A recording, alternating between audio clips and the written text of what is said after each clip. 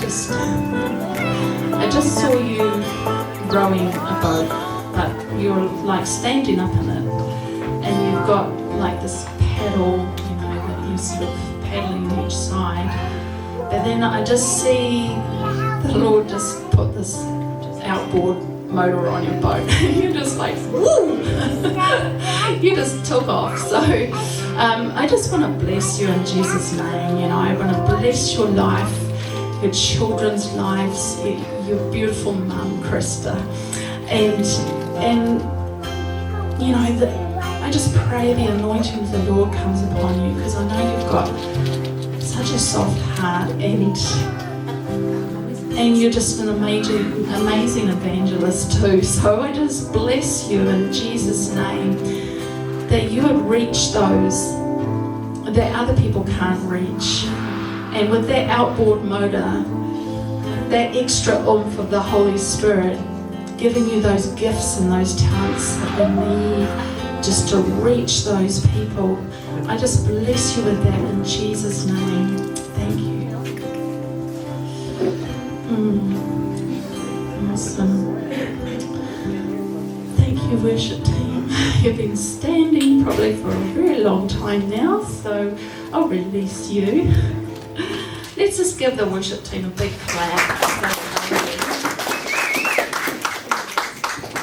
We are really short on worship team members at the moment, so if you have any kind of talent in that area, and you don't have to be fabulous or anything like that, the Lord just uses people, willing hearts. I have a real vision to sort of train up, and I don't know quite how that looks, but I'm aware that we're in a building phase.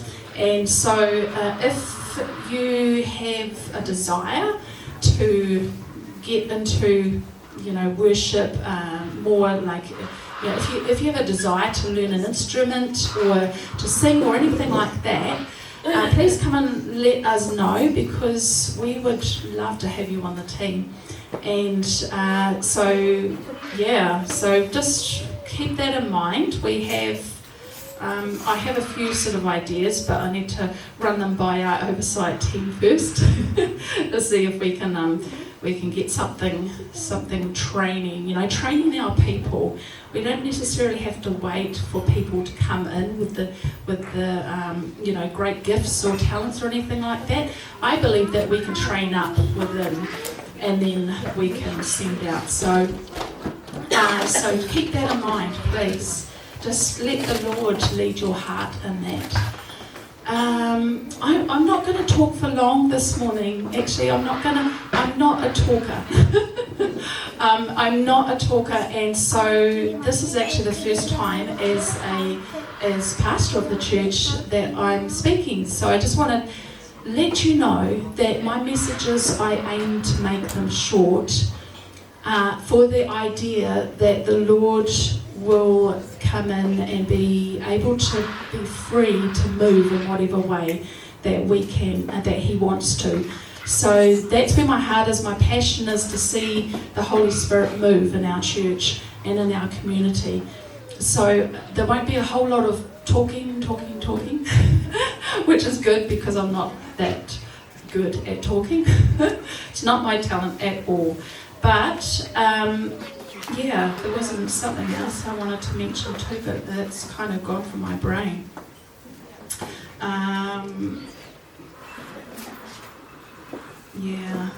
No, that's gone. That's okay. I will go on to the message. So this morning, I really felt like the Lord wanted to talk about love in the Pentecostal church. And you're probably all like, oh no, we have to talk about love.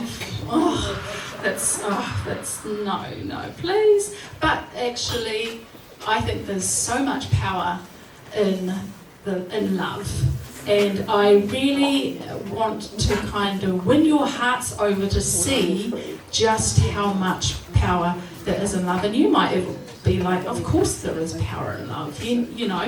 I might have just missed it all together, and you're on that page. But if we can all come together and just see how much power there is in love this morning, that would be great. I'm sort of planning on this being one of 2 or 3 sessions on love. So, a few kids' quotes about love. This is from Madeline, 4 years old. She says, love is hugs and kisses and playing tea party and making my lunch. Very good. Thank you, Madeline. And Sam, 5 years old, he says, showing respect to people and being nice to people. And when your mum tells you to do something, you do it. Right? You gotta do it. Alright, so, what is it? Isabella, 4 years old, she says, love is a heart. Love is a puppy dog, and love is a cat. Love is a hug, and love is a kiss. And love is a great big good night hug and kiss. That is all. Don't you just love kids? So Madeline, 6 years old, she says, love is when you feel good because you have someone who is always with you. I thought I'd just love to end on that one because, you know, Jesus is always with us, right? And he is the ultimate in love. So, yeah, just beautiful. Kids are just amazing. So 1 Corinthians 13 says, if I speak in the tongues of men or of angels, but do not have love, I am only a resounding gong or a clanging cymbal. If I have the gift of prophecy and can fathom all mysteries and all knowledge, and if I have a faith that can move mountains, but do not have love, I am nothing.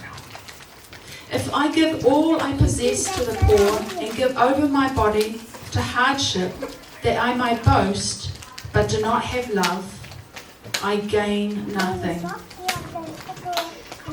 This is, goes on to tell us what love is.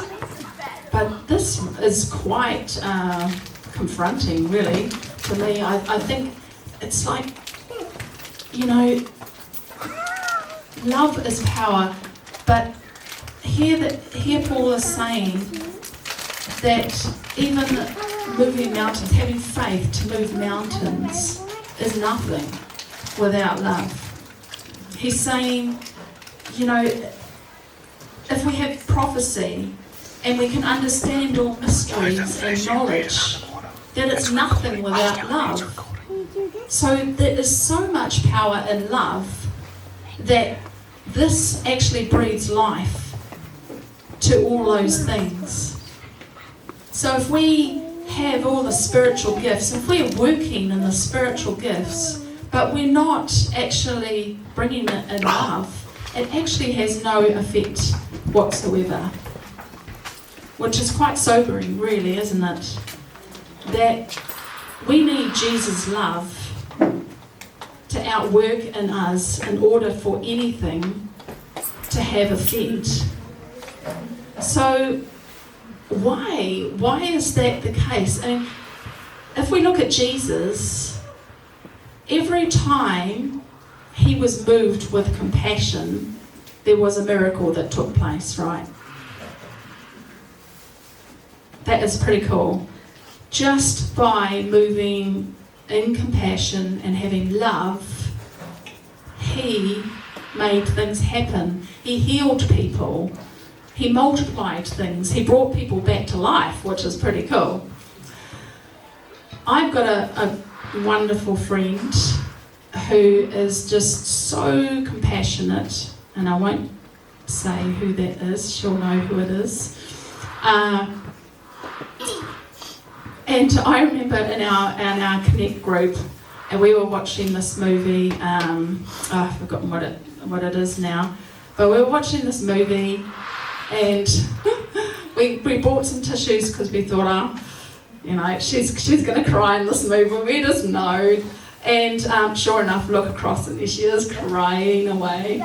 So we're having a little laugh, but actually, you know, that kind of compassion, I mean, she is great with animals. She just, you know, picks up the least of these and just dusts them off and works you know, as much as she can to keep nature and keep everything healthy and alive, you know.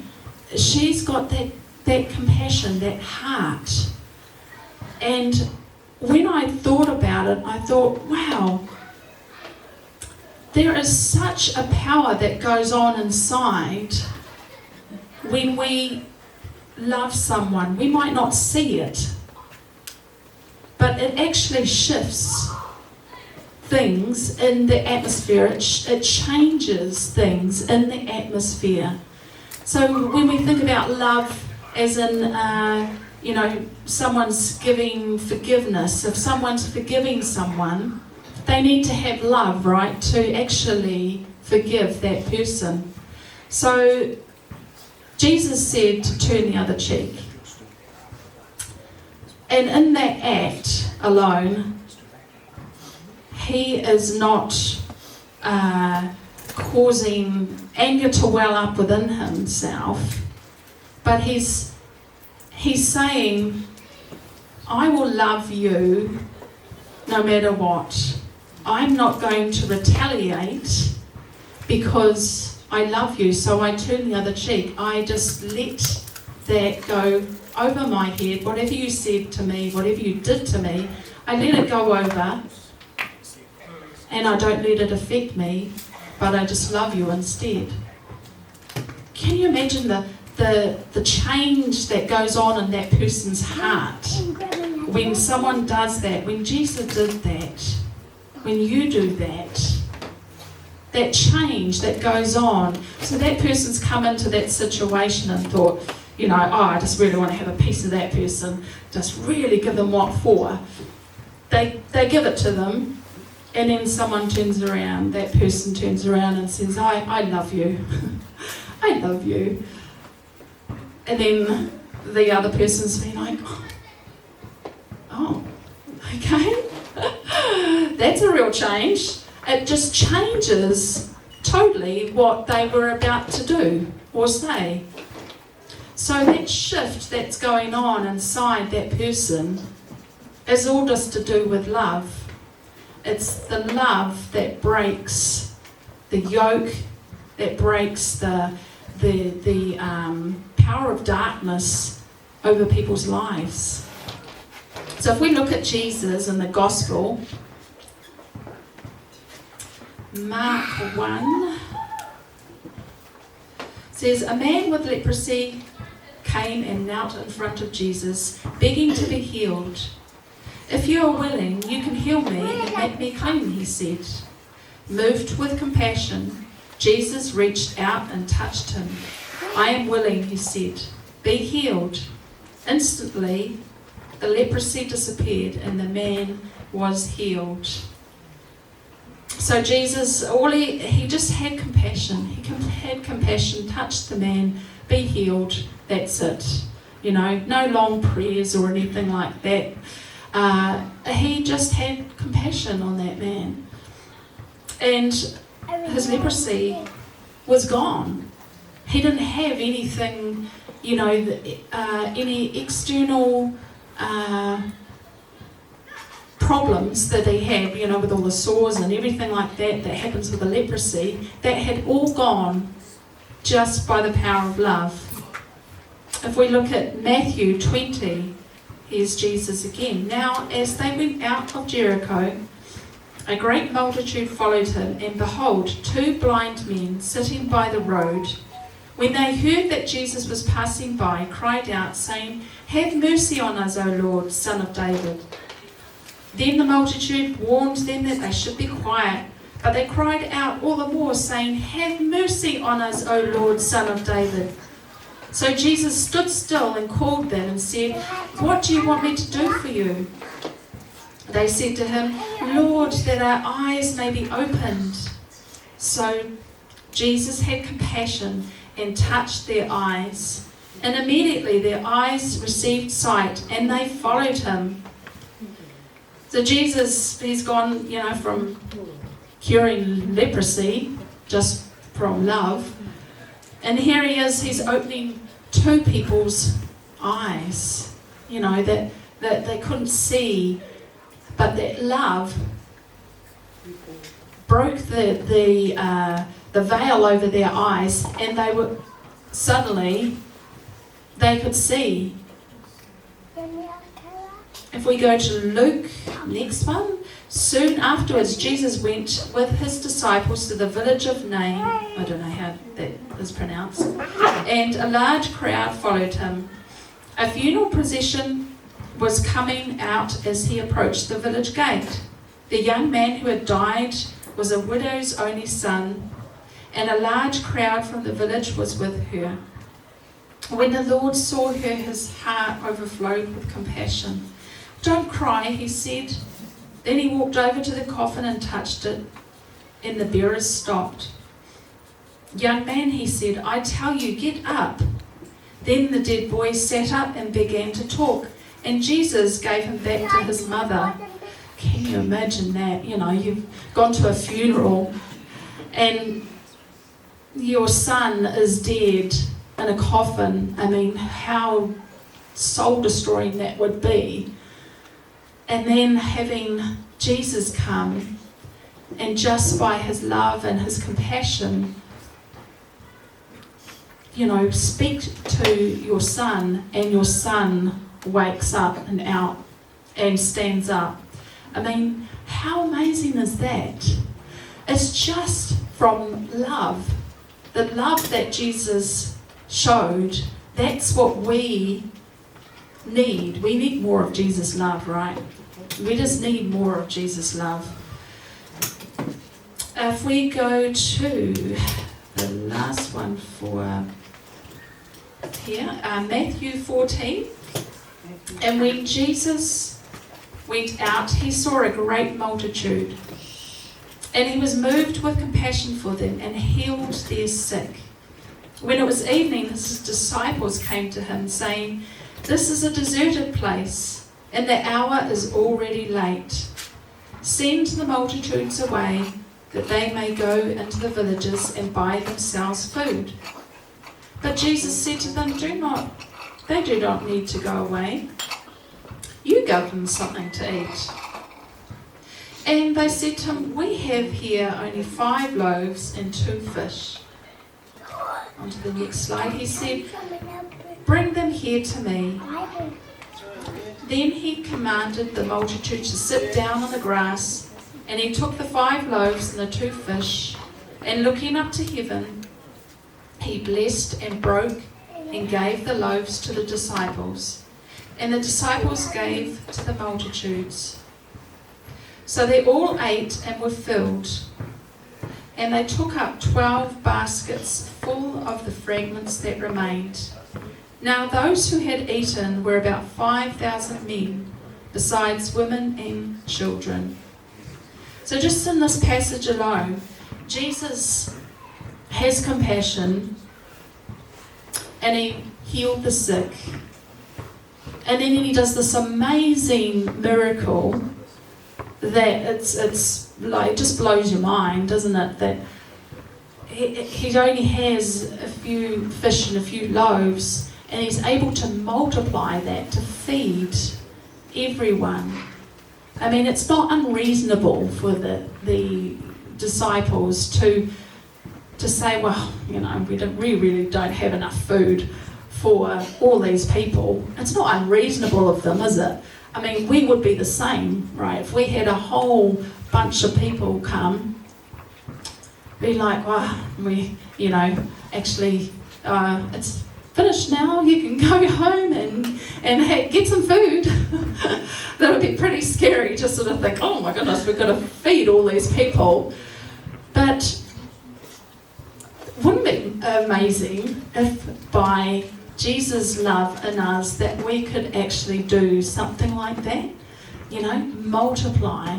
I think, maybe one day when we could be possibly in a situation where we don't have food. Maybe we're going to start seeing those miracles, those kind of miracles again. I mean, I pray that maybe even before then, that we just start seeing miracles in the house of God and out in the community as we're walking about, that we just ask the Holy Spirit that Jesus' love will come into our hearts for people, that we will be able to change people, change their circumstances because of Jesus' love in us, by bringing them to the Lord, bringing them to the love of Jesus. So if we consider Jesus' love, that we know that he died on the cross for us. Have you ever thought about what went through his mind when he was on the cross? When he was, in that moment and he'd lost that closeness with his Father because of the weight of the sin on his shoulders. I mean, it blows my mind to think, he went through that for us. He separated himself from the Father's love so that we could have the Father's love. That's just beautiful. That's love. That's real love, right? I watched this movie with our kids a couple of weeks ago now. It's called After Death. I don't know if anyone's watched it. It's really, really interesting, and it's a movie. It's about people that have had I always forget it. Near-death experiences, and so most of them, thankfully, went the right way. It was about 75% of them had, good experiences. They went up to heaven, or close to heaven, to heaven's gates around heaven. And then some of them just I think they only had about 3 people kind of share that some of them actually went the other way first. Very, very scary experience, just being separated from love completely. That was their despair, was that hope had all gone. They had no hope. Love, there was no love in the place that they went. And I think about Jesus and and that must have been what he experienced on the cross. That despair, Father, Father, why have you forsaken me? That despair of being separated from his Father's love. That love he has given to us. When he died, he took all our sin and he exchanged it for freedom. He exchanged it for his love. And so we can walk in Jesus' love just as he walked in the Father's love on earth when he was here. So there's nothing stopping our church from walking in the power of the Holy Spirit.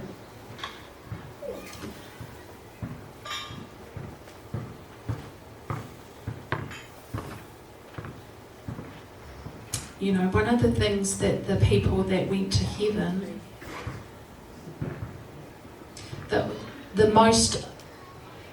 the biggest thing that actually stood out to them when they went to heaven was was love.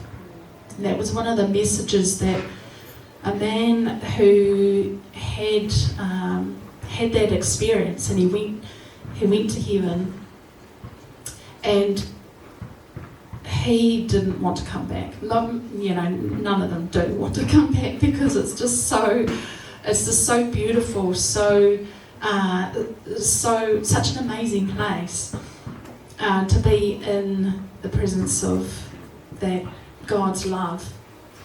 And so he said to Jesus, when Jesus said, that you need to go back, he said, well, what do I do? What do I say? And Jesus said to him, just tell them it's all about love. It's all about love. And anyway, he woke up and he was in the hospital bed, and he was trying to tell his wife, it's all about love. It's all about love. And she's like, thinks he's crazy. Poor thing. But, it was kind of a sad story in a way, because it destroyed his family. He really, really went out all for Jesus. And he was telling people, it's about love. It's about God's love. God loves you. And people, some people rejected that. But he kept persevering, and he said at the end that he has hope for his family. Those ones that, just didn't understand. They didn't understand what he was going on about at all. And some people may just reject that, and when we share God's love. But it's that encouragement that we're doing the will of the Father, we're doing the will of God by sharing His love. We can't hold it all to ourselves. We've been given it. Our motto is come alive in God's love and give it away. That is the essence of what we should be doing here on earth. This is why, God has given us eyes to see and ears to hear. Because there's others out there that need His love.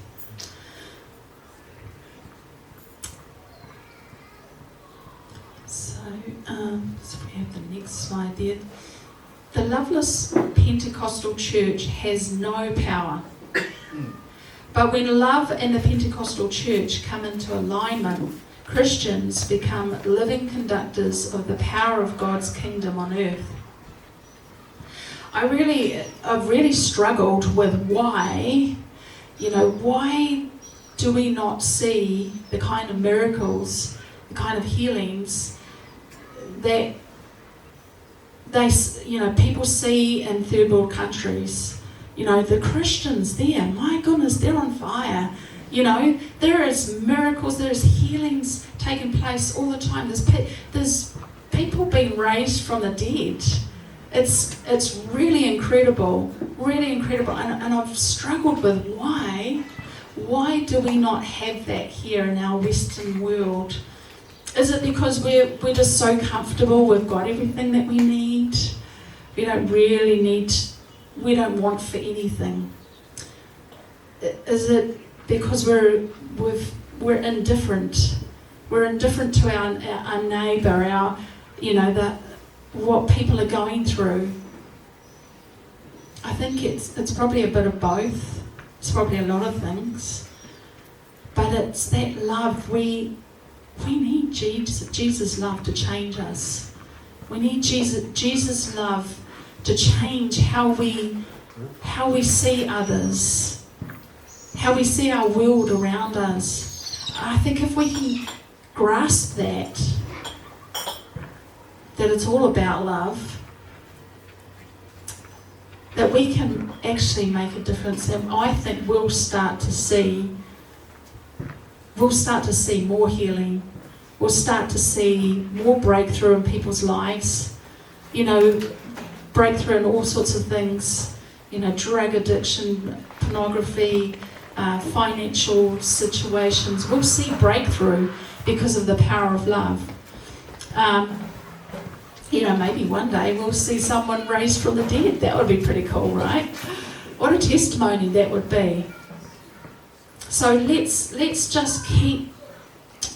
I just really sense that we need to grasp the reality of the power of Jesus' love.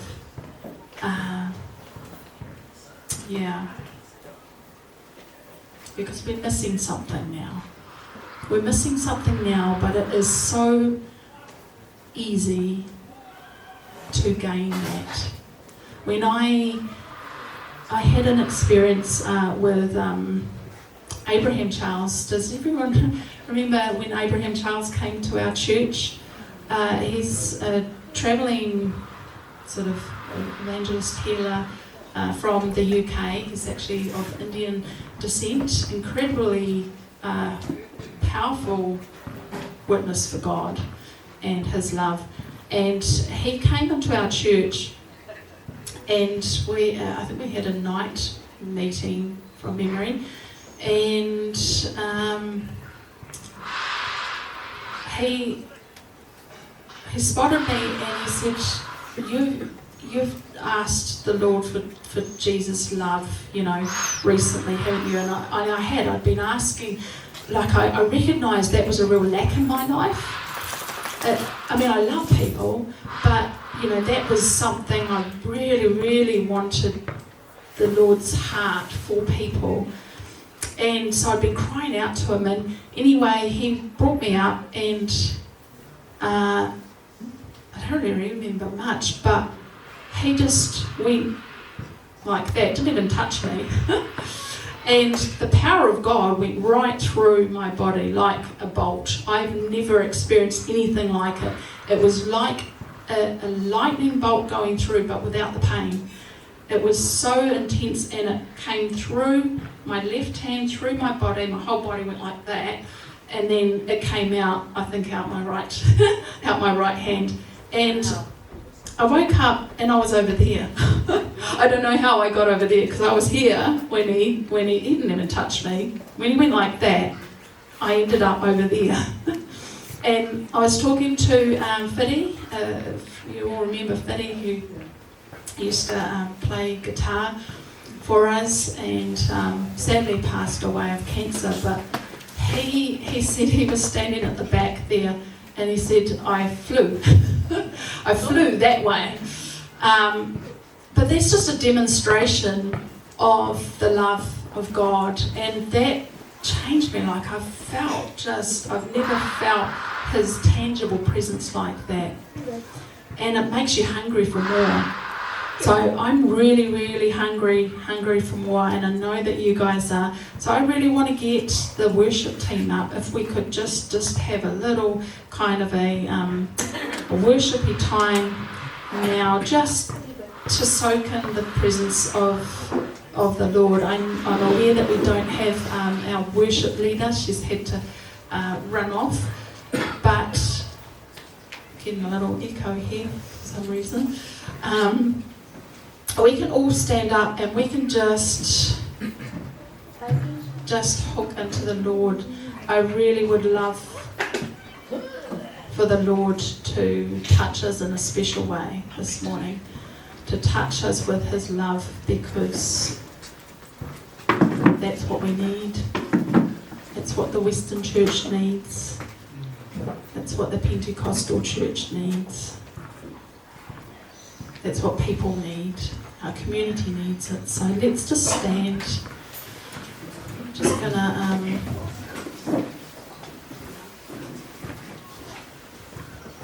maybe did you have a song in mind, or just do the last one?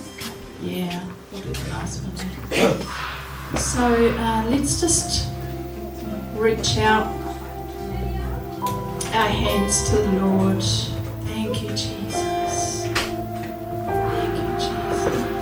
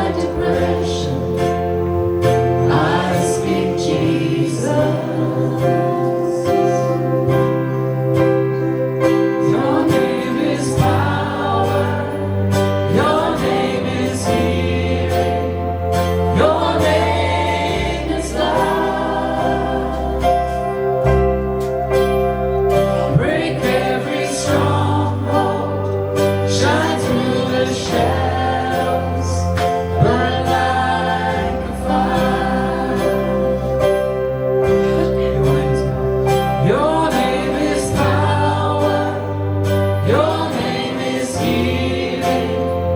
Your name is love. Break every stronghold. Shine through the shadows. Burn like fire. If you need breakthrough in anything this morning, I just really love you to come up and get some prayer. We've got some amazing people who can pray. If you just need a touch from the Lord, we're here to pray for you. Lord, we just thank you, Jesus. We thank you, God, that you are here. The Lord shows me that scripture in Mark where there were those two blind men, and the first thing Jesus said was, what do you want? What are you asking of me? And I think for all of us that is such a key, that we actually own our need and we ask Him, we cry out to Him out of that ownership. Our need for His love. We need His love. And I just thank you, Jesus, for your amazing love. And so anyone that has that awareness, I also want to say what Nairi said, that is, come forward, receive from the Lord, and come only your need.